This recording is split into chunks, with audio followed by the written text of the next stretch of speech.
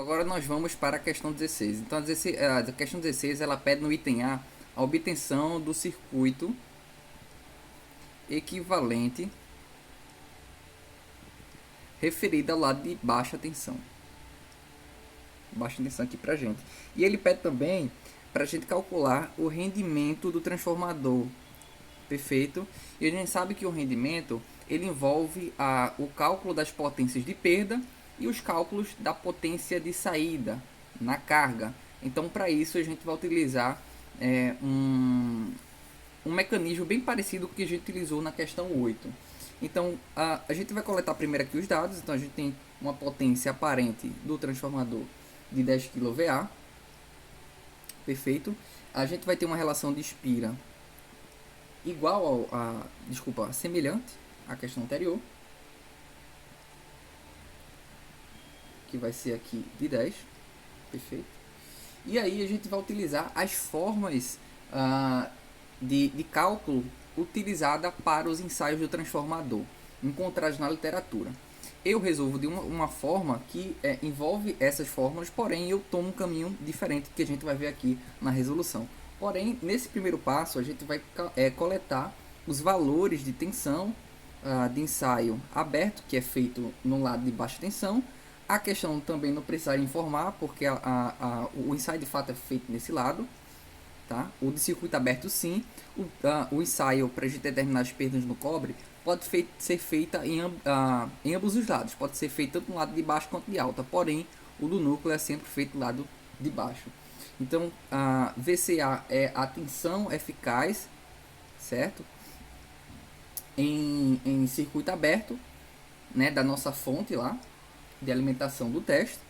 Então, nós temos aqui esses valores. Então, a gente corrente em ampere, potência aqui ativa em watts. Então, para o nosso ensaio de curto-circuito, nós temos uma tensão aqui de curto-circuito, que eu chamei de VCC. Essa tensão aqui é em volt RMS, certo? Lembrar que VCC não é valor médio. ICC, que é a corrente de curto-circuito, ela vai ser de 5,1 ampere. E nós temos também a potência aqui de curto-circuito, que é 220, perfeito? Watts. Então a gente vai utilizar as fórmulas. Então o primeiro passo aqui, deixa eu colocar aqui a folha mais para cima, vai ser escrever as fórmulas. Então o primeiro passo aqui vai ser obter a impedância aqui do núcleo com os valores de ensaio de circuito aberto. Então a gente vai ter aqui a potência de circuito aberto, vai ser a tensão de circuito aberto ao quadrado eficaz pela resistência. Então dessa forma a gente tem que a resistência do núcleo ela vai ser a tensão ao quadrado aqui dividido pela potência CA. Então quando a gente aplica esse valor vai ter 240 ao quadrado dividido por 80, que isso aqui vai dar para a gente 720. Lembrando que a gente está referindo isso ao lado de baixa tensão.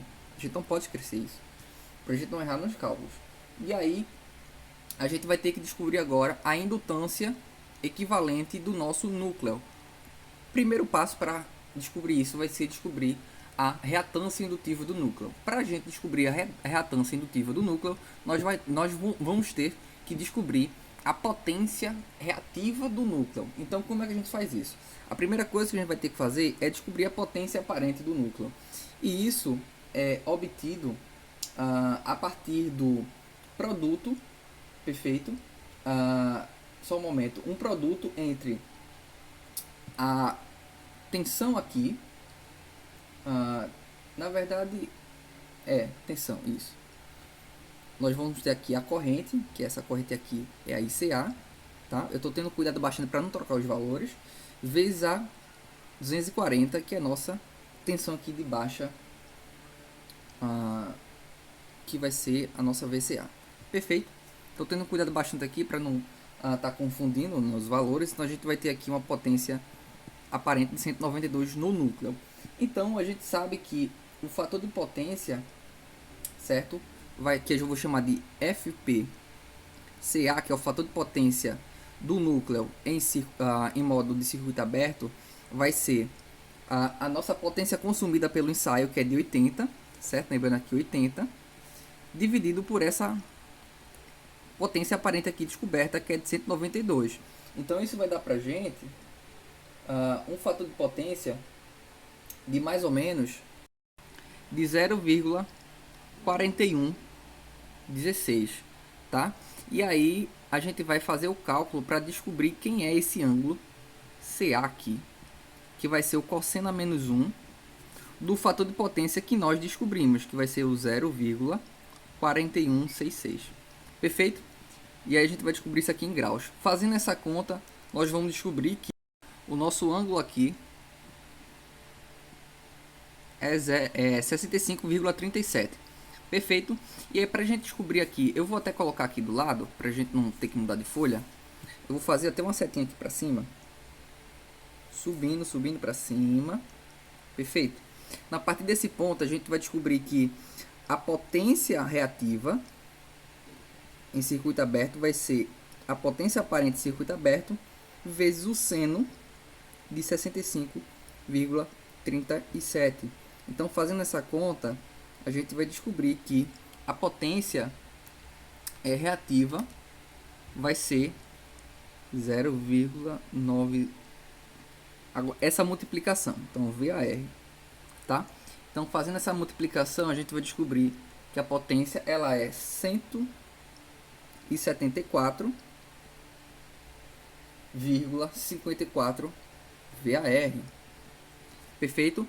Uma forma alternativa de se fazer isso, eu vou mostrar porque isso faz parte da didática da questão. Só um momento. Que a gente usar o triângulo de potências. Então, o nosso triângulo de potência diz o seguinte, que a soma ao quadrado da potência ativa e reativa, certo? Vai ser a potência aparente ao quadrado. Então, a gente pode obter a potência reativa sem ter que fazer o cálculo do fator de potência como eu fiz. Lembrando, esse é um caminho alternativo. Porém, o valor que a gente descobriu de 174 é o valor certo. Eu não vou fazer a conta, porém, o senhor pode conferir. Isso aqui é 192 menos 80.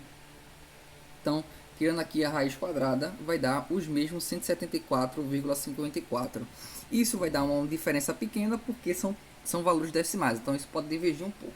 Porém, para o que interessa a gente é descobrir agora a reatância indutiva do núcleo, do transformador. Então, para isso, a gente vai utilizar a mesma relação lá, baseada no cálculo da resistência. Qual que é? É que a potência reativa ela vai ser a tensão em cima do núcleo, né, dividido pela reatância do núcleo. Vê que coisa interessante. O que é que a gente tem aqui? A gente tem a potência reativa que a gente calculou e a gente tem a tensão em cima do núcleo. A gente vai descobrir esse valor aqui. Então, a reatância do núcleo, né, lembrando que é o módulo apenas, ela vai ser 240 ao quadrado, certo? Dividido pela nossa potência reativa. Então, fazendo essa conta aqui, a gente vai descobrir que a reatância do núcleo ela vai ser aproximadamente 330 ohms, tá? Lembrando, isso aqui é o módulo. E essa reatância ela é referida, lembrando, ao lado de baixa. A gente não pode esquecer isso, lado de baixo, para a gente não fazer as contas erradas. Perfeito? Então, a gente agora pode calcular a indutância do núcleo em função dessa reatância. Porém, eu vou deixar isso para um passo mais para frente, tá? Mas, por enquanto, a gente pode utilizar agora a lei da impedância, que diz que a impedância reativa ela é 2π vezes a frequência vezes a indutância aqui do núcleo, tá? Então, como é que a gente vai fazer? A gente vai pegar, vai isolar esse XCA que a gente acabou de descobrir. Foi dado que o transformador opera a 60 Hz. Então, dessa forma, a gente vai ter 2π vezes 60 Hz dividido por 330. Então, quando a gente faz essa conta aqui, né, a gente descobre que a impedância aqui do núcleo nosso, a indutância do núcleo, é isso que eu quero dizer, ela vai ser aproximadamente 0,75 Henry. Então a gente já tem aqui o modelo do núcleo, a gente já calculou a resistência do núcleo, agora a gente tem a indutância do núcleo. O próximo passo vai ser descobrir a indutância e resistência do cobre. A indutância é responsável pelas perdas de fluxo por dispersão e o cobre, e a resistência responsável pelas perdas de condução. Então a gente vai utilizar agora os dados de ensaio em curto-circuito. Então a gente sabe que a impedância de curto-circuito vai ser a tensão de curto-circuito dividido pela corrente de curto-circuito. Então a gente vai fazer agora 80 dividido por 5,1, que é igual a 15,68, tá? E aí o que a gente vai fazer? A gente agora vai descobrir a resistência, certo? A resistência ela vai ser dada por a corrente ao quadrado de curto-circuito vezes a resistência equivalente. Tá? Então a potência de curto-circuito vezes a corrente ao quadrado vai dar a nossa resistência. Então fazendo meio pelos extremos, a gente vai aplicar aqui os valores. A nossa potência de curto-circuito 220 e a nossa corrente de curto-circuito vai ser 5,1 ao quadrado resistência equivalente. Fazendo aqui as manipulações, nós descobrimos que a resistência ela é de 8,46 ohms. E nesse caso, ela é referida ao lado de alta. Eu vou marcar aqui alta tensão, tá? Então, agora a gente vai descobrir a reatância de dispersão a partir do triângulo de impedâncias. Então, a gente sabe que a impedância de curto-circuito, certo? Eu vou até colocar aqui a folha para cima.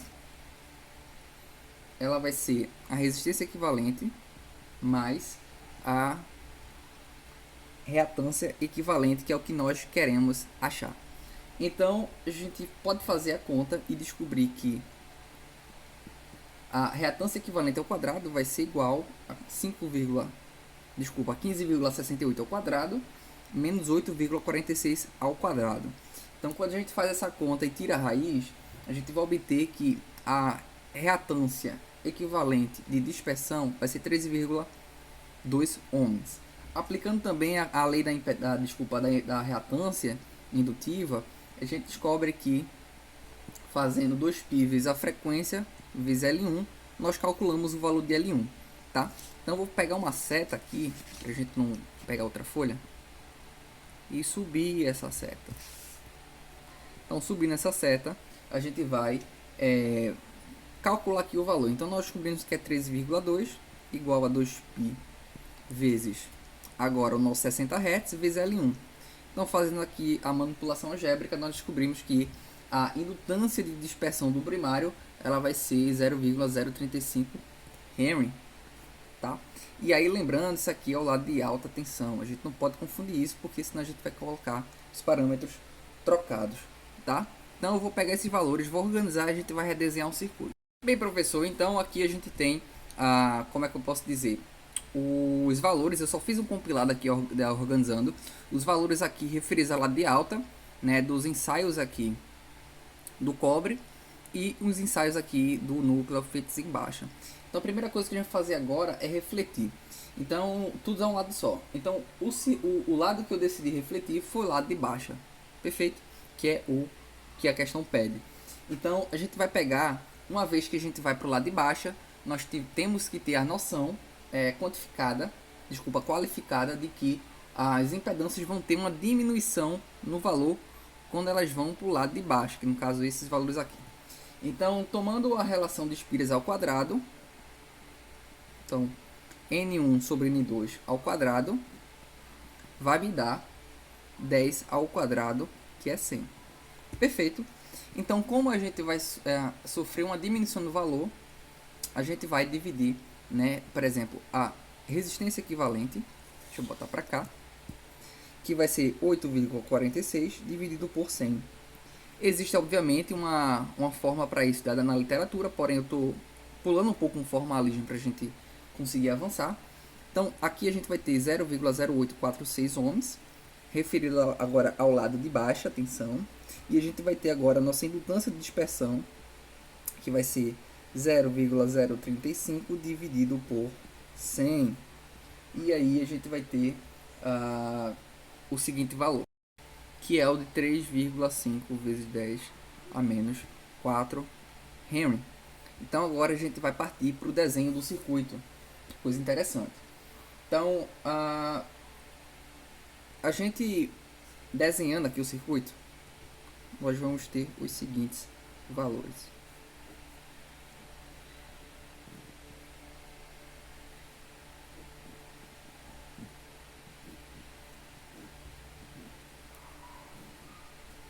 Nós vamos ter o 0,0846.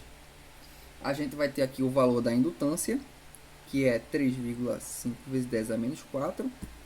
E a gente vai ter aqui o valor de 720, que são os valores já calculados no referencial lá de baixo. E a gente vai ter aqui o valor da indutância do núcleo, que é 0,875. Perfeito. Obviamente aqui, como se trata de indutância, vai estar em Henry, resistência em ohms. Tá? Uma opção também, professor, é colocar isso aqui em termos de caixa, né? Aqueles modelos de caixa. Os modelos de caixa são modelos mais abrangentes para se tratar de impedância ou admitância. Como eu coloquei o valor da indutância aqui, então eu botei essa molinha, tá? Então esse aqui é o nosso item A. Agora o item B vai ser mais adiante. Então, como eu havia falado, a gente agora vai ter que reescrever o circuito aqui não referido ao lado de baixo, tá? E para isso a gente vai ter que descobrir de fato agora os valores da impedância completa de cada ramo. Isso para a gente facilitar nosso cálculo, tá? Então, calculando a impedância equivalente desse ramo e desse, a gente tem o seguinte circuito. E, obviamente, colocando na forma polar.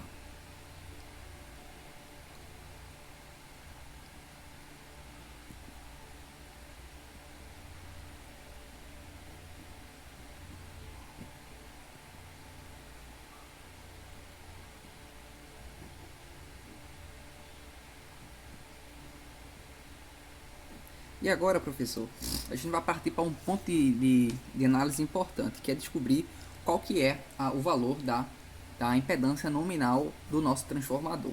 Então, ele deu o dado da potência, que é 10 kg, deu a tensão, e agora a gente vai aplicar a seguinte fórmula.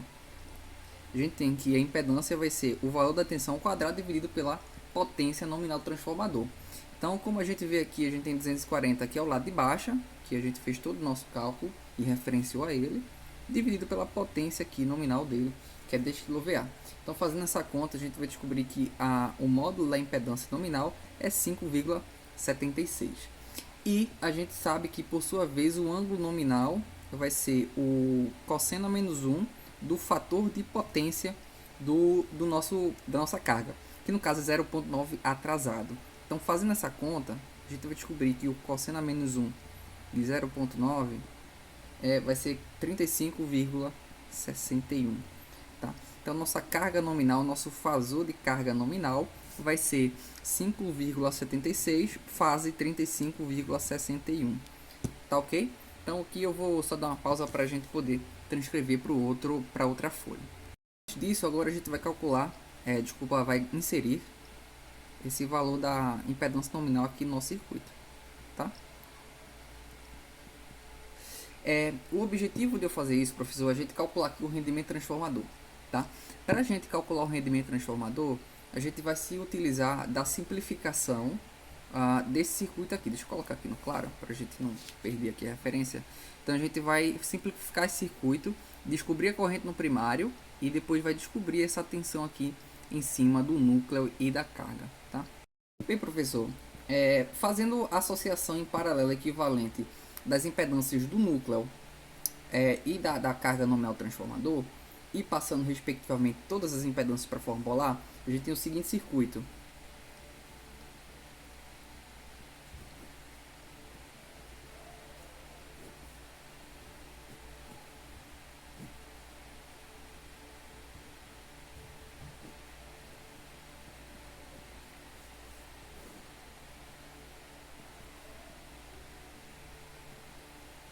E esse aqui é o nosso circuito simplificado do primário, referido ao lado de baixa tensão.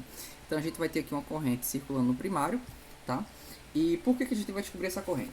Bem, o rendimento, ele deixa eu colocar para aqui para a direita, o rendimento, ele é a potência de saída dividida pela potência de entrada, ambas ativas, certo? E a gente sabe que a potência ativa de saída, ela é a parte real da potência aparente de saída. E a potência ativa de entrada é a parte real da potência aparente de entrada. Perfeito? Então a gente sabe que a definição de potência aparente, ela diz que vai ser a tensão, eu estou falando isso em termos de fasor, tá certo? Vai ser a tensão de entrada vezes o conjugado da corrente de entrada, que é nossa corrente do primário. E a potência de saída, uma vez que a gente está trabalhando com cargas em paralelo, a gente pode definir que ela é o módulo do fasor de tensão da saída dividido pela o fasor de impedância equivalente do ramo de saída. E o ramo de saída, por sua vez, vai ser a impedância equivalente do núcleo com a carga nominal. Perfeito? Então, o primeiro passo que a gente vai ter que descobrir é quem é essa tensão aqui de saída Vout. Essa Vout vai ser justamente essa tensão aqui, tá? Deixa eu botar para cá. Vout. Lembrando que essa impedância aqui é a ZEC, tá? Então eu vou só reescrever aqui para a gente não perder. Então ZEC vai ser 5,66 fase 3614 ohms. Perfeito? Então a gente vai descobrir essa Vout por divisão de tensão. Então a gente vai fazer aqui o divisor de tensão.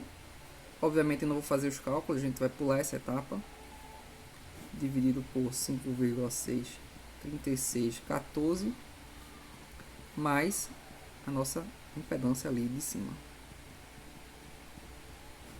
vezes nosso 240 fase 0, tá? Então deixa eu dar uma separada aqui para a gente não bagunçar o nosso desenvolvimento. Então deixa eu colocar aqui em foco essa parte. Então a gente tem aqui o divisor de tensão. Então fazendo essa conta, a gente vai descobrir que pelo divisor de tensão a gente tem o valor de 236,37 fase 24 na saída, certo? E a gente sabe que a potência aparente de saída, ela vai ser esse 236,37, apenas um módulo ao quadrado, dividido pelo nosso ZEC, né? Pegando essa fórmula aqui, que vai ser o 5,766, 36,14, tá? Que isso vai dar pra gente, deixa eu pegar aqui a calculadora rapidamente. Bem, professor, eu perdi aqui o valor na calculadora, porém eu não tenho aqui no rabisco. Então a gente vai ter com valor x, certo? Fase θx, cuja parte real, certo? Que é a nossa potência de saída, ativa de saída, vai ter um valor de 7971 watts. Perfeito? Então é nossa primeira etapa. Agora nossa segunda etapa é descobrir qual é a corrente que flui no primário, uma vez que a potência de entrada vai ser a tensão de entrada, que é 240 0, fase 0, vezes o conjugado dessa corrente do primário. Então a gente vai simplificar o circuito e descobrir agora essa corrente, tá? Então vou redesenhar aqui o circuito pra gente.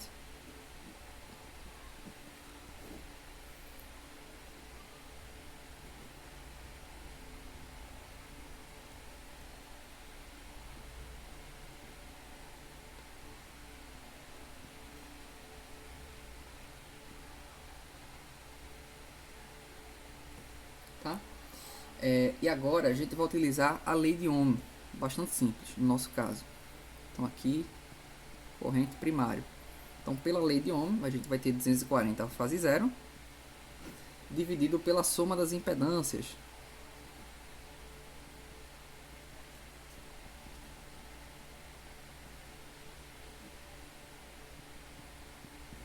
E aí a gente, deixa eu colocar agora para cá, para a gente não perder a referência.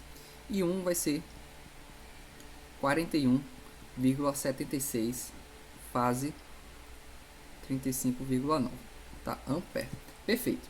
E aí o que a gente vai fazer? A gente vai pegar e multiplicar pelo conjugado. Então a gente vai obter que a potência de entrada vai ser 240 vezes o 41,71 9, desculpa, o conjugado, certo? Que Aqui a corrente tem um menos e o conjugado vai ter o mesmo valor, sendo que a fase trocada a mais. E aí, aqui a gente vai ter um valor novamente, né? Y, fase Y, cuja parte real vai ter um valor de 8.100. Desculpa, deixa eu só fazer aqui com mais calma. Então, cuja parte real vai ser 8.118,9 watts, tá?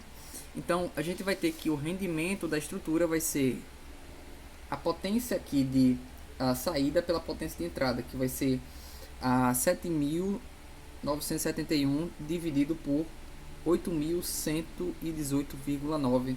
Isso vai dar para a gente aproximadamente 0,9817 de rendimento. Perfeito? Então esse aqui foi o desenvolvimento da questão e aguardo as próximas.